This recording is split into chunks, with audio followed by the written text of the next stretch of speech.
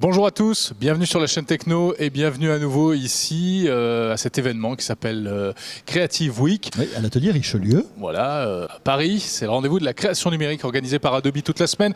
On y était il y a quelques jours et aujourd'hui, eh bien, tenez-vous bien, on vous fait pénétrer dans les coulisses de la création vidéo, effets spéciaux, publicité, tournage, regardez.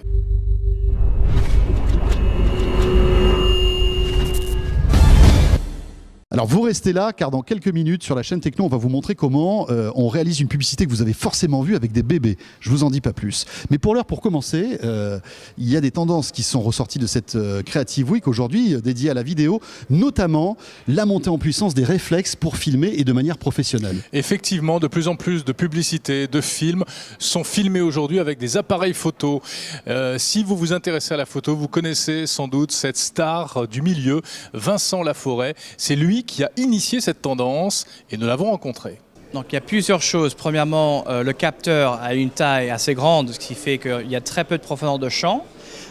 Il marche très bien dans peu de lumière, qui est aussi un grand avantage parce qu'on n'a pas besoin d'avoir beaucoup de lumière externe, le budget pour des lumières. Aussi la taille de l'appareil, c'est pas un énorme bed imposant, voilà, où il faut beaucoup de support. Et aussi dernièrement, c'est le prix.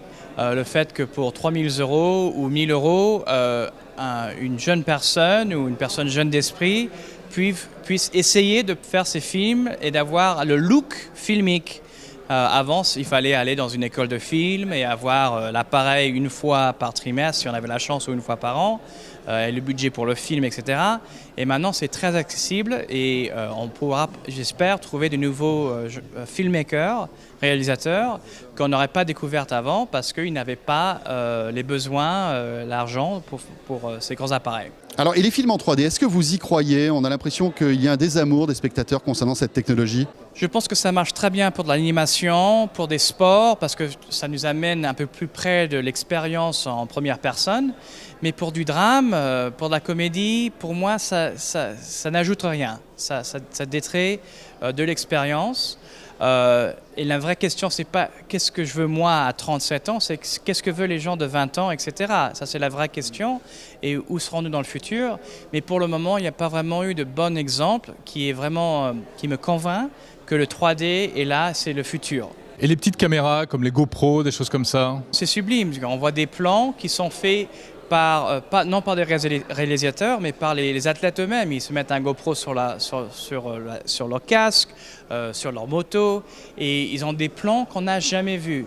Et ça roule tout le temps. Il y a une fameuse vidéo où je pense qu'il y a un bicycliste qui se fait une collision avec une gazelle ou je sais pas quoi dans l'Afrique. On n'aurait jamais pu voir ça si ça roulait pas tout le temps. Et il y a toujours une place pour les films, les longs métrages à la qualité extrême, illuminés parfaitement avec des optiques sublimes. Il y a aussi une place pour des petits courts métrages ou des plans faits par des GoPro qui capturent des choses qu'on n'aurait jamais pu voir avec ces plus grands appareils. Voilà, Vincent Laforêt, éminent spécialiste de la photographie qu'on a eu la chance de rencontrer ici. Il est franco-américain, il vit aux États-Unis et on l'a rencontré donc ici lors de cette Creative Week. On parle maintenant du grand reportage, le reportage de guerre. Aujourd'hui, François, on peut faire en photo et en vidéo de plus en plus de choses avec de moins en moins de matériel à emporter. Écoutez ce témoignage d'un grand reporter que nous avons rencontré toujours ici à la Creative Week. Ça tient dans un seul sac, je vais citer la marque Lowepro, qui est le sac des photographes et des vidéastes. Donc 5D, un 7D, une ou deux GoPro. GoPro 3-4 batteries éventuellement avec un chargeur solaire extrême, c'est très important. Donc on prend les cartes, on les transfère sur disque dur. Éventuellement on a un petit logiciel pour faire une double copie pendant qu'on intègre les rushs sur Premiere et qu'on commence le dérochage. Et chaque soirée, fin de tournage, chaque journée, chaque fin de tournage de 12 heures par exemple, eh bien ça me prend 1 heure ou 2 pour tout faire. Dérocher, faire la copie de sécurité et savoir où j'en suis et ce qui me manque. Et ça, c'est fabuleux. Ce qui me manquerait aujourd'hui le plus sur le terrain, c'est plutôt la longévité des batteries. Parce que quand je pars avec un 5D, j'ai 5, 6, 8, 10 batteries.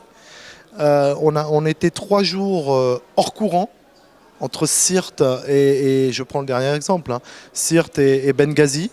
C'est très difficile de recharger. Et c'est pour ça d'ailleurs que je prends des PC portables, parce que vous savez que sur Mac, on ne peut pas malheureusement enlever, changer de batterie, à part sur des très vieux modèles de MacBook. Donc voilà, on part avec 2, 3 batteries. Et finalement, l'énergie, c'est quand même 10, 15, 20% du sac. Voilà la vidéo au cœur de l'actu, dans les moments chauds, on va dire, mais aussi dans des moments plus légers comme la publicité. Aujourd'hui, les plus grands publicitaires font appel à des technologies de modélisation 3D très très évoluées, dignes du cinéma. Tenez, prenez l'exemple de cette pub avec des bébés que vous connaissez, vous avez vu forcément, pub d'une eau minérale très connue. Ouais, des bébés qui font du roller, du skate. Elle est magnifique cette publicité, mais contrairement aux apparences, eh bien, elle a été très difficile à réaliser, paraît-il. Ça a été très dur parce que l'idée de départ, c'est des bébés réalistes. Quand je dis réalistes, c'est des bébés où pour la majeure partie des gens, on ne sait pas s'ils sont en 3D ou s'ils sont réels. Donc pour la majeure partie des gens, c'est des bébés réels. Donc là, pour les gens de ce métier-là, les gens des effets spéciaux et de la 3D, un humain réaliste ou un bébé réaliste, c'est vraiment très compliqué. Parce que vous en avez devant vous tous les jours. Et la moindre erreur, c'est fatal. Et la 3D étant un outil de perfection, et par définition, l'être humain ne l'étant pas au niveau du visage, des mouvements, c'est juste à l'opposé. Donc c'était pour ça que c'était très compliqué à faire. Modéliser un bébé, c'est-à-dire faire une statue d'un bébé, c'est assez simple. Techniquement, le plus compliqué sur un bébé réaliste, ça va être les expressions du visage.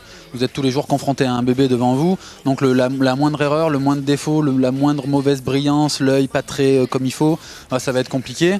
Et après, on s'est heurté à un autre problème qui était qu'au moment de la prédiffusion, il y a des gens qui ont été un peu choqués, c'est un grand terme, mais qui ont eu un malaise sur le fait que les bébés soient en contact avec le sol.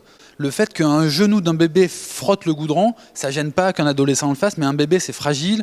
Et donc les gens avaient vraiment un problème avec ça. Et donc voilà, ça nous a obligés à supprimer des plans, à changer des animations et à revenir un peu en arrière. Ah ouais, ça fait rêver. Moi, tu vois, si j'avais pas fait journaliste, je pense que j'aurais fait effets spéciaux comme métier. Peut-être que ce reportage a suscité des vocations, vous qui êtes jeune et qui avez envie justement de travailler dans ce domaine. Pourquoi pas?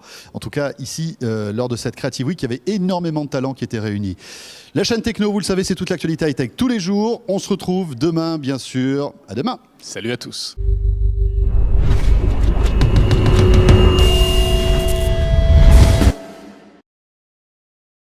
Parfait, merci beaucoup. Merci beaucoup. C'est très J'espère que c'est sympa. compréhensible. C'est super compréhensible, vous parlez parfaitement français.